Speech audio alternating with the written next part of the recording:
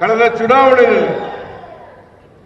ಚುನಾವಣೆಯಲ್ಲಿ ನಾವು 5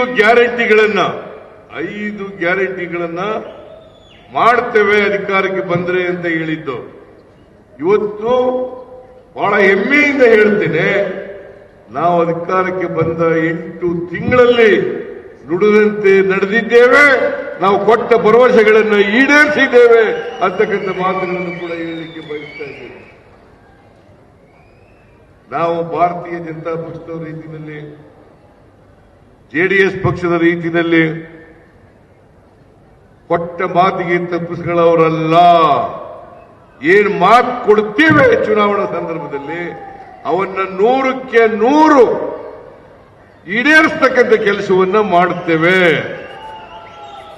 ಈಗ ನರೇಂದ್ರ ಸ್ವಾಮಿ ಅವರು ಹೇಳ್ತಾ ಇದ್ರು, ಹನಿ ನೀರಾವರಿ ಯೋಜನೆ ನಾನೇ ಅದನ್ನ ಮಂಜೂರು ಮಾಡಿದ್ದದ್ದು, ಅದನ್ನ ನೀವೇ ಉದ್ಘಾಟನೆ ಮಾಡಬೇಕು, ಅದನ್ನ ಪೂರ್ಣಗೊಳಿಸಿ ಉದ್ಘಾಟನೆಗೆ ಕರೀತೇನೆ ಅಂತಕ್ಕಂಥ ಮಾತುಗಳನ್ನು ಹೇಳಿದ್ರು. ಬಹಳ ಸಂತೋಷ. ನಾನೇ ಬಂದು ಆ ಕಾರ್ಯಕ್ರಮವನ್ನ, ಯೋಜನೆಯನ್ನ ಉದ್ಘಾಟನೆ ಮಾಡ್ತೇನೆ.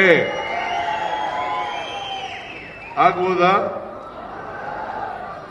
ಆ ಊಟ ಮಾಡಕ್ ಹೋಗಿದಾರಲ್ಲ ಬರಕ್ ಹೇಳಿ ಅವ್ರನ್ನೆಲ್ಲ, ಆ ಊಟ ಮಾಡಕ್ ಹೋಗಿರೋದೆಲ್ಲ ಬರಕ್ ಹೇಳಿ, ಇನ್ನೊಂದು ಅರ್ಧ ಗಂಟೆ ಕೂತ್ಕೊಳ್ಳಿ. ಇಲ್ಲ, ಅರ್ಧ ಗಂಟೆ ಕೂತ್ ಬಂದ್ರೆ ನಾನು ಭಾಷಣ ಮಾಡ್ತೀನಿ. ಇಲ್ಲ, ನೀವು ಊಟ ಮಾಡಕ್ಕೆ ಎದ್ದು ಅಂದ್ರೆ ನಾನು ಭಾಷಣ ಮುಗಿಸ್ಬಿಡ್ತೇನೆ. ಇರ್ತೀರಾ?